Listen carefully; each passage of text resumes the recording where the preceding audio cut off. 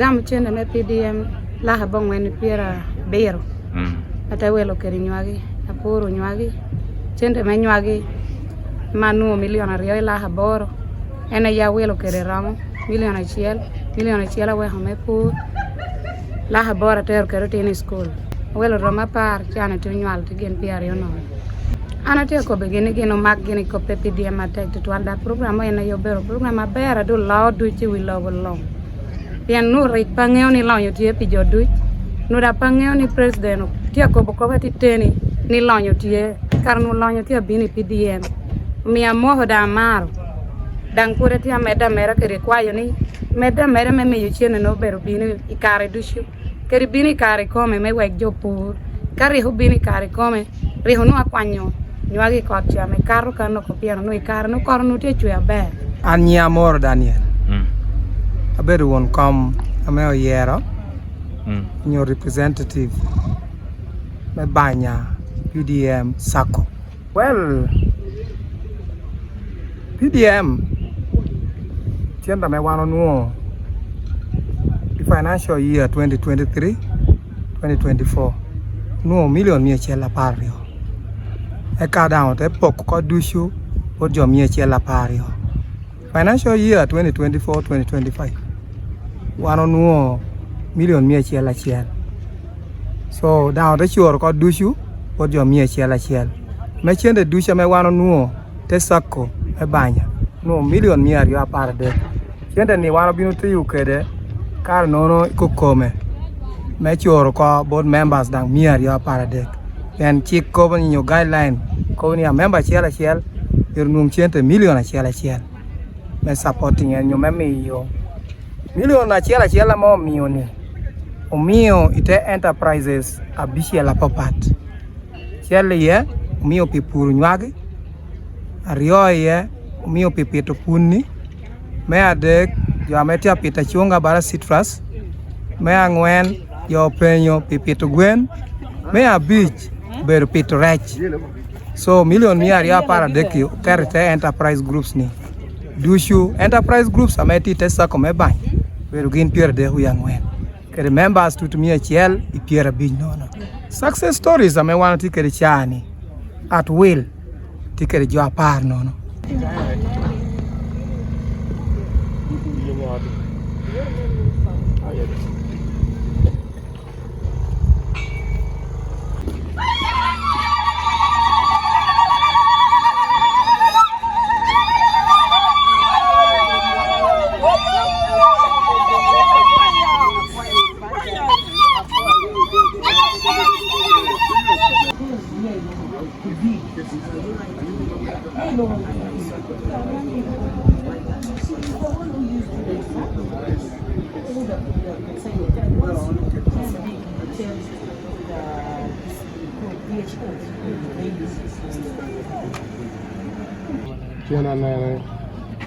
So once you get down and the other side, you shall Apio. right? You are right across the road here.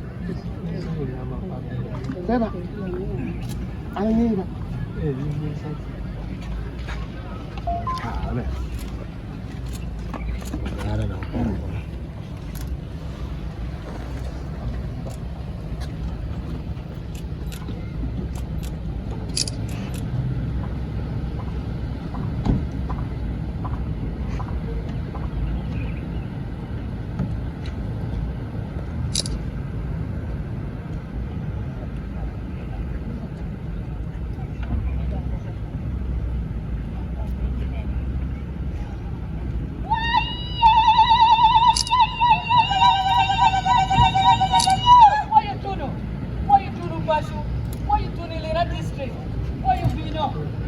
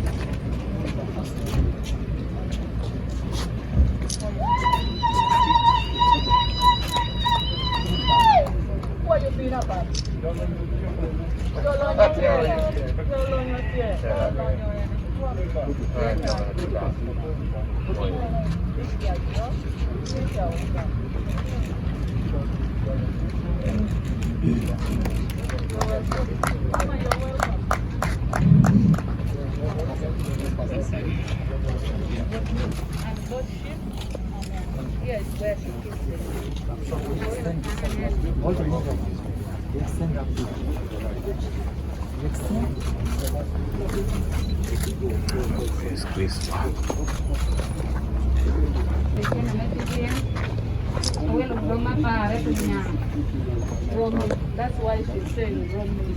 There are many, but if it's one, it's Roman. Yes.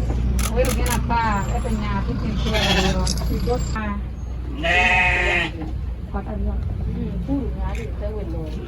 Puro nyagi at Ramo. Who have bar, who pierangwen a beach. Who pierangwen? No, she planted.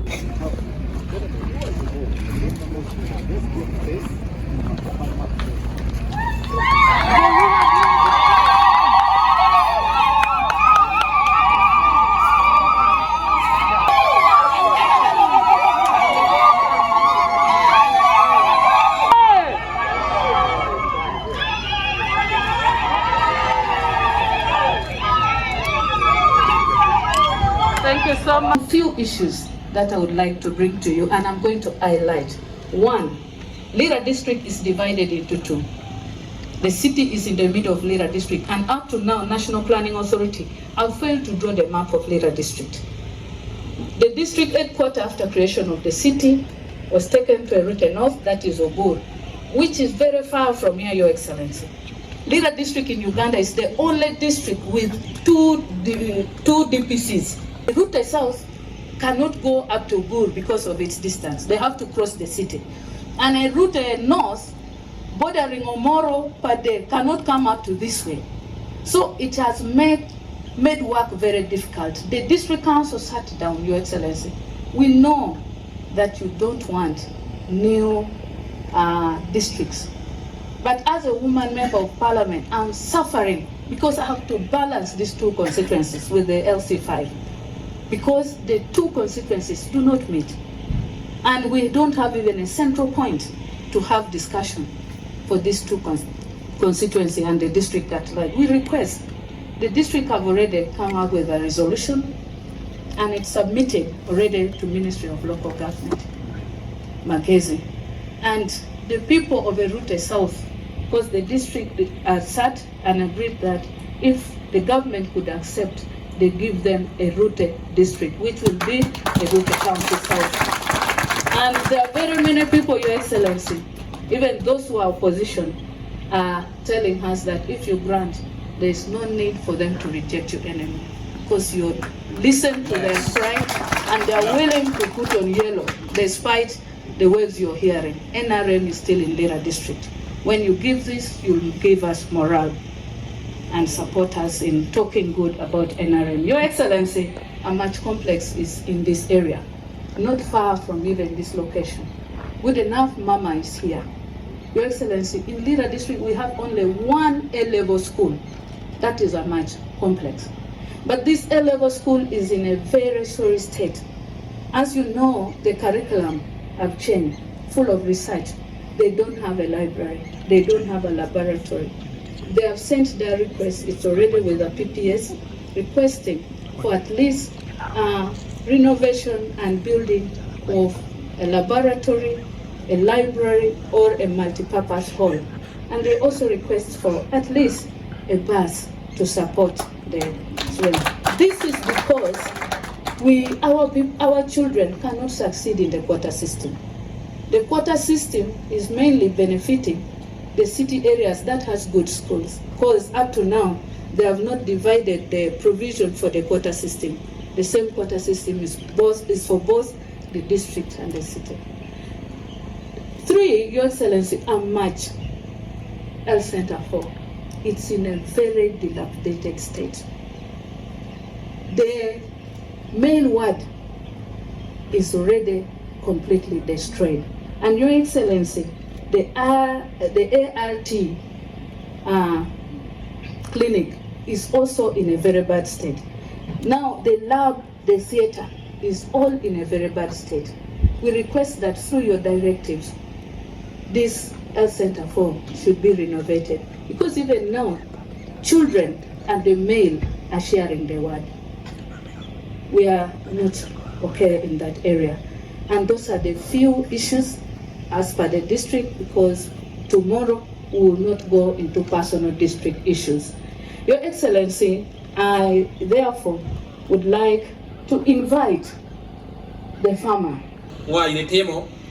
Oh, I mean that come again. Your Excellency is appreciating you for creating wealth for all. They have been hearing from the radio about the preaching of wealth creation and for all, but they were not understanding. Through PDM, they have realized that what you were saying is real and can be applicable. He's appreciating you so much and is saying that may God bless you for that. Ako budomba gikini, umirni tini ya yindi tunu ipojuani, inguti ijo Lira district apori komwa, mewek niang dong ni PDM karbiro lonyo pijo duj wejo temaro, wekan bedapor bojo dujo mogang PDM gino wanene bol ni PDM biro lonyo pijo duju. Adwong lo chame to poyo Apio Vicky kede adwong ero job bileo. For getting out of Nino, Pia kwa Nino.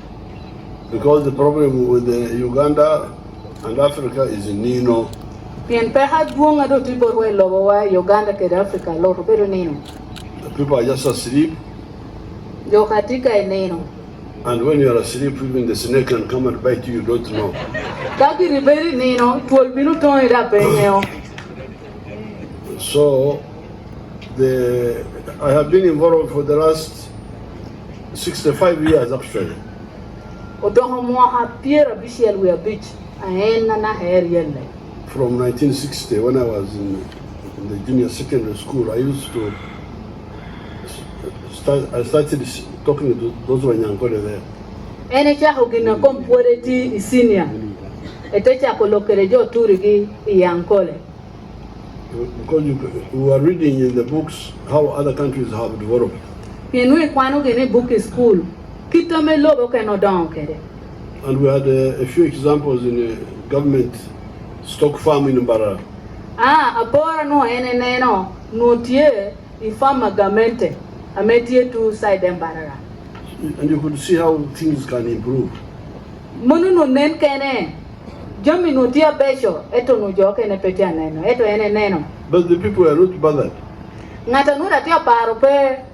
And the leaders also were part of the problem. Otela da no beru pe hachele ye. Because the leaders were accepting the backwardness of the people. Piena chalu tela no utu ye gini neno medok chen pejo wore nyim. That's how Africans live. And kita me jo Africa no tiu keren. Keru kere. Stay in grass huts. Jo bera gonya olungi. With flowers which are not cemented. Dio dushu pedang okeru cementi ye. No money, no income. Chene pe ginada jo tiu me kelu chene pe. So they did not think Africans could, villagers especially, could change. So John tell ni beru kom kodong tetamani kom ko te dero na la hamra bera pe komgi. But for me, I could see that they could. I didn't agree. Ene bine kwa kwa chalo ko wo be yot. Because I had seen my mother, who was a traditional woman. Enu nene ko mama mere to tere ko kome. Anu dangire uberu daha kom tieba wunni. Just by joining the church. Enu maru be yo lego. 1947. Ni mo ha piera ngwen we beru. She was like an educated person. Etu no to tere beru le na to kwana. So that's why I didn't accept what those people were saying. Pingo me mama mere no tiete mo kun po kwano. Etu ri hata temi nene aloha rao beri kwa dano karipo wori chukuru. That's how we started in our area there, the cattle corridor. ene te chako ipasho turigi iankole. And there we decided to when I did the chura. Eno tiu chora daba, wiyu beruko biwuni chora. Neno kida biku tiu chora kerekane. I recommended young May Chuck to them, their cows. Cha mene tiu chora, ene te ko begini, uwe hunu wako dog, amechene pe ye. Uwe pete hunu dog chak. Overnight they got out of poverty. Ute winyo gini ko, eta manu ya gino kwa echan. Because we started 89. Ikaramero tunu, ipiraboru ya bongwen. Well, started earlier, but the work had been interfered with by Amin. Echaho yele, John, en huku kuhune ipirabishi el nono. Eto do ipiraboru ya bongwen. Pien karo kanani dushu, luanya min ke rushu mega mente, o meo program mericha po wata bear. So when we came from the bush, I resumed in 1989. Ikarado ene gamo lodge ipiraboru ya bongwen ene endo ete chako luanya komchani. And by 1995, I was sure that it could change. Those fellows had changed. Adon tunu ipirabongwen we a bit. That's why I started my countrywide tour to spread the experiment. En kare no ina ndo te chako wora Uganda loro metamoni e chat kuri tame cha robot jo America jo Uganda Canada gam. And I was coming here talking, you are still young, you people that time, but those who are old remember, I was talking about jolopi, I was using simple words to try and convince you. I don't know what time take a redushu, I wanda no porutino, poler walk chahari pirabong when we a bit kun could be joy to kere ginu loni jolopi to kere lepa papat maybe you join young mameti ekoko. So all these programs, then the problem was, apart from mindset change, which somebody was talking about somewhere, apart from mindset change, then what support does the government give? So I don't know take on it. Any biru no melo tamu inenu wa metie una gonya olomucha. Eto dogino keneti ni kado uguni la hotamu. Ngwaga mete tia meyo. Meme yuketu tamu netich. That's how we started with the Tandikwa. Etecha ko gina riki uguni lo we no ni etandikwa. Then we went to NADS. I take a lo NADS. But then when I checked, NADS had not done so much. I brought in Operation Wealth Creation. Dohetene no gormora no tin NADS doheteke lo OWC. Operation Wealth Creation. They did a good job, but then I started. I had you complaining that they just give themselves. Now, I don't have a OWC ni dohete winyo koho. Ibor wano te der kunutu koni Johnny ene kelu Germany Dr. Poko kengi dohi bodgi kengi. They poko for themselves. Poko kengi, poko bodgi. Poko marach. Tu poko gena lea. Poko marom. Poko marach. But the other one, the good one. Poka bear. They were not doing poka bear. Poko They were not doing poko bear. They were doing poko marach. No tu poko gena right kaka poka bear. And putting on their own plate. Otu ke tu geni chane ke ken ge menu chama ke. So then that's why I called these MPs and the cabinet and said, okay, if this is the case, let the people do the thing themselves. Endo hete ichade winyo ko honete connect mo etelu ngo MPs etelu ngo cabinet ministers ete ko ne ka dong jone tete mokiti we go te der team Germany komgi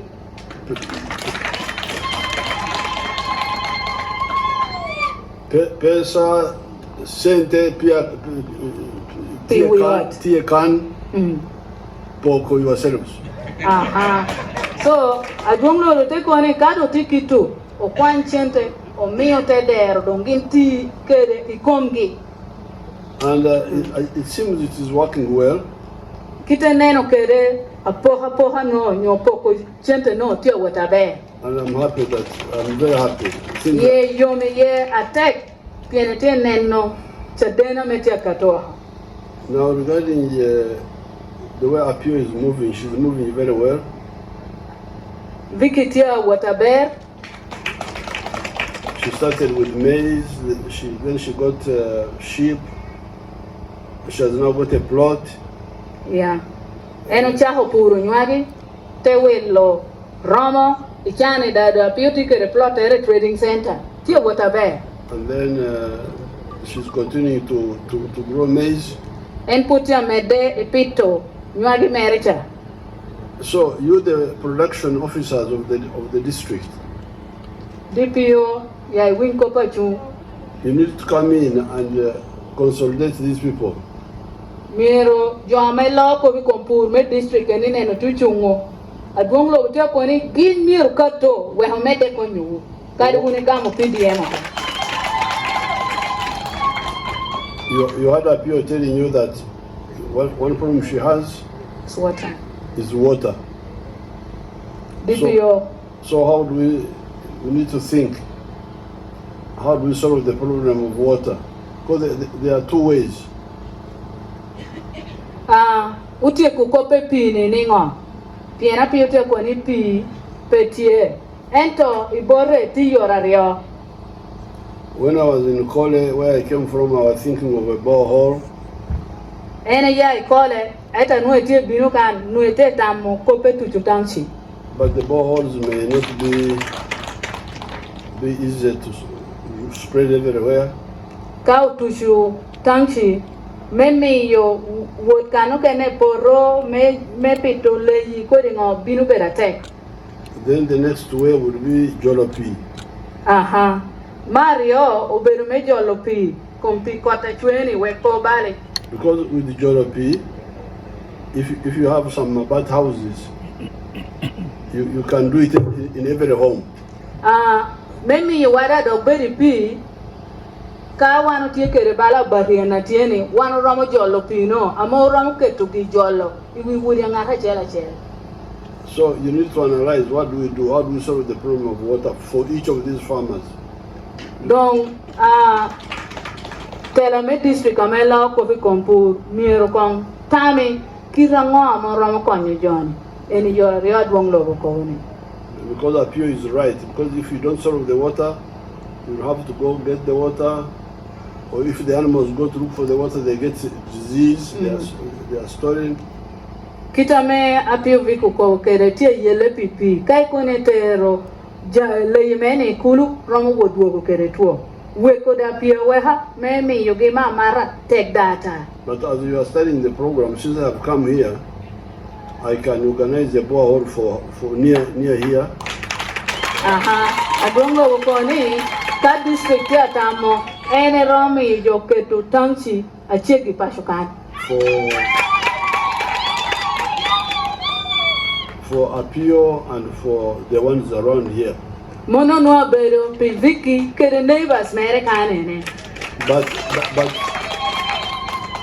But you must get a solution for everybody who do you. What is the solution for all the others?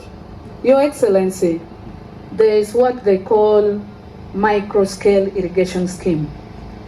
And go and analyze it. Yeah. Go and analyze it. Thank you. Yeah. Study how do you solve it, because these animals will now have need water, and not communal water. Because remember, there used to be communal dams. But communal dams are not good for this type of enterprise. You need water at the household level, not only for drinking, but also for the zero grazing animals. Yeah. Agongo utia koni pi tia mete pien kodi lei ame Vicky tia gwa koni pe miro da dog pi ajo du shuberi ye pien miro gwa pi ot komgi to romana hateru gi wo mato pi idam ame amito pasha meti kodi ba Vicky ni miro bet kere pi gi ame mio da gwa ko yota kom lei gi. You analyze it. Even the PDM center in Kampala do analysis. What do we recommend? Natamelo PDM in Kampala eno tekoni adwonglo tekoni enang do wotam kirango rom konyo kero pur amete ga muchene me PDM ko ripehoni. Now then the issue of the animal feeds, Kobikom chemelei the pasture, lum nyogada. I can give a tricycle to Apio. Ni tuk kame woke kwaja emi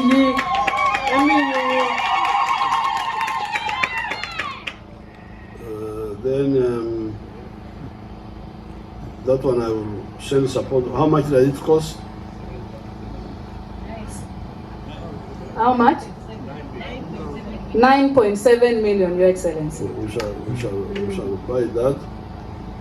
Dwonglo bukone welo. And I will give 15 million to Apio to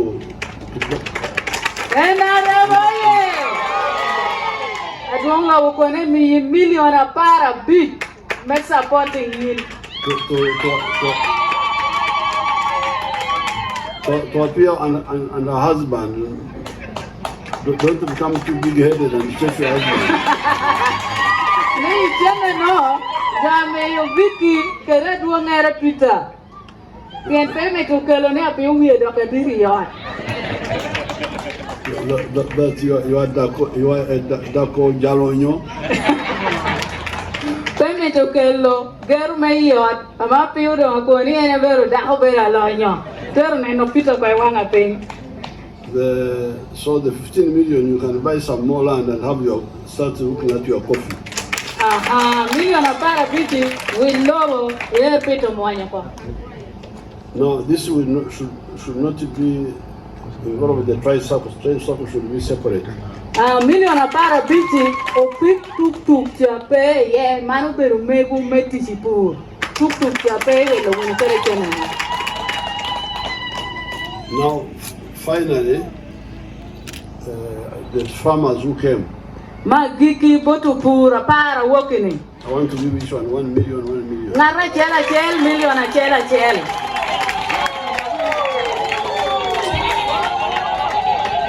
Mono da pori che hunu ko mete.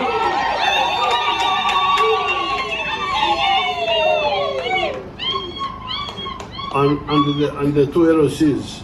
The LCs malingiri kero tuotai. I'll give each one 6 million. Ngara chela million a bishel. To buy themselves pikipikis. Your Excellency, if it pleases you, we have your LC1 that has been serving since you came to power. That's Akai Debesel. He's a bit distance away. He's here. If you could also support him. It's from another place. From my town council, but Akai Debe. Okay. Also give him. Thank you so much, Your Excellency. Thank you so much. Because of seniority. Because of seniority. Okay. Maybe I need this senior. Let us hear Mama. Mama wants to give us some advice. Ko winyo no ko pa mama tia mitumi watama baba. Mama koyo bino. Umara tek. Umari. Thank you so much. I am honored to be in this village. Mama tek koni ye yom atek da epo matek kere gum amo baumi tini ne beru kere wantage. And to see what is happening in the PDM families. And ye yom menne no ngwa metia temere ye wudi ajamo gamo PDM. I've been saying in all the places where we stopped today that what I admire most is what PDM is planting in our villages as a culture of a man and his wife working together.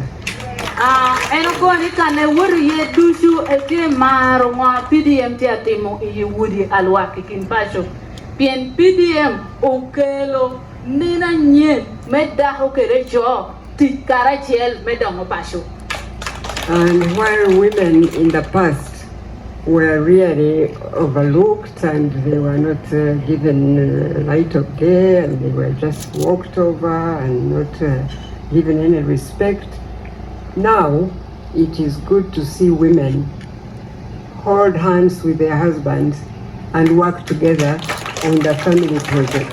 Kai neno ikarachoncha inu daho jobra petia tera chalo gina pirate dano timo gino kene kom daho eti karne ulo heroko daho maho ching chware yori choy na maho ching daho eri jani mondang tiu maho ching choge kitabiko maho kere ching pita aman dome yotia mede wadanyin. It is good to see families come up together.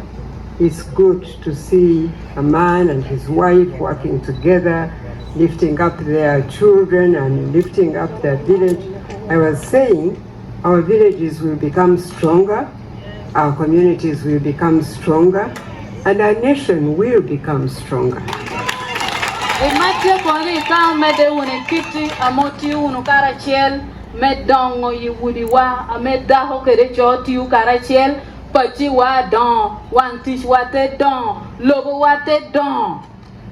So please remember that as you work together to depend on each other, and the men shouldn't feel left out. They should feel that they are working together with their wives as a team and they are bringing up a stronger family that way. Imatia koboni kautimo unukiti ubinu don ento tieni cho kaineno daho tie kita Vicky tie kereni peita mi yinde tioho norutamu karachiel tetishunu karachiel we don yoru pe daho ko chen makin chegi wobyo chegi nate unu karachiel. So while women and government, the NRM has been trying to lift up women so that they can work together with their husbands or with men.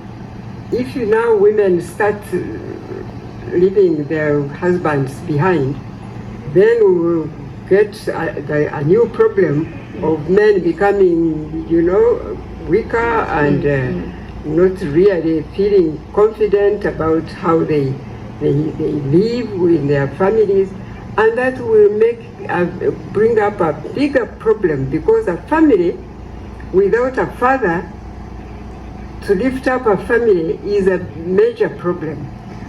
Atitani Imatia koboni NRM gamente utemitega meyilo ruom amon malo mewehi daho wot karachiel kerecho endo kat daho pe wuro karachiel kerecho ente woranyim mi chodo hayot amete mi yugubu kere miri metija tekicho doho koping iya nyim koriginu kenu rushu meyot amedo kromo ballo kuchanu mieru pashu betkere abala.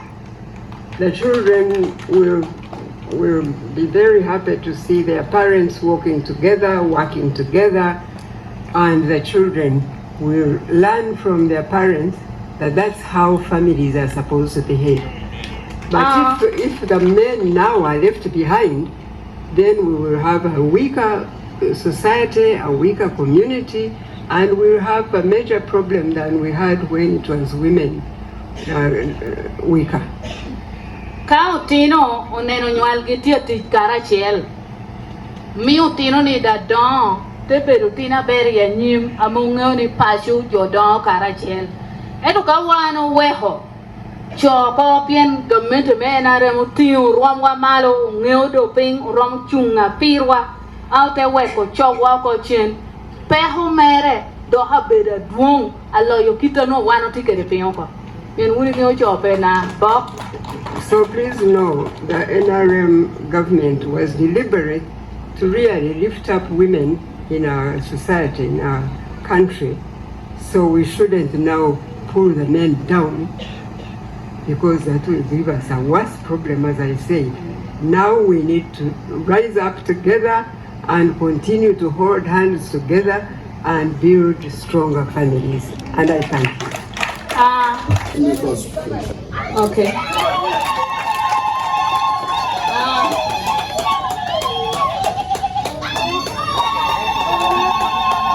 Excellency. Okay, that is Apio. We shall take picture later.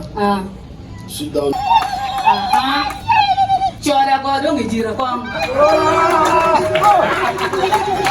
is the relation of men, Your Excellency. Thank you so much for supporting these farmers that put into good use PDM funds. Your Excellency, we do understand, Your Excellency. Okay. So you still up for the other one? Okay.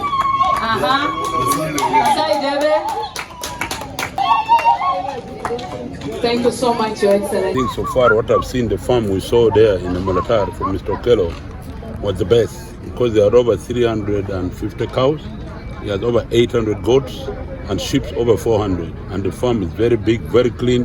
Even the president was very happy. He gave him a tractor and gave him a solar pump for pumping water the way he has done here. This second place also was very successful. You have seen, you heard the way the lady has talked, and you have seen the sheep.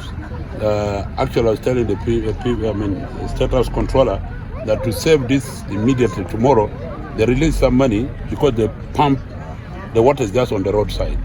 National Water can even tap the water here tomorrow with the directive of the president, and then they start using that water while they're making the borehole, which will put 10,000 liters to supply all the neighbors. So I think it is a very successful trip. I didn't go to the one of Kole because I was still in the Moltar. We divided job. I was to be in the Moltar and here, but tomorrow I'll be in Akibua and then in Kwania. What message do you have for the people who used to think this PDM is just like another program? You know, in Uganda, people always are 50-50 divided. The others who think well, the others who think in the wrong way. Like now you're seeing physically what is happening. The two beneficiaries of the LC1 have received the motorcycle in cash. The lady has received 15 million in cash. So what are they going to talk? What the other man talked in Amolatar was very painful if you were there, but there was no press, unfortunately. He said that there are people who say that he has gone under the water, that is not his wealth. And that's what people think. If it is under the water, he said, what is next to the farm? Why does others not also enter? Then another thing, they say that those cows are not for him, they're for the president's family or they're for Banyakole. But it is his. He even introduced his wife, said, Your Excellency, my wife comes from Tororo. She's not even a Nyankole. So those mentality of people thinking that something cannot be possible. You heard the lady saying she started with 40 bags of maize, she went to 60. Now she has received a tricycle, she has received 15 million. Our problem is finished. She's going to expand. That's what we want. Let's forget talking of negative things all the time. We should think positively also.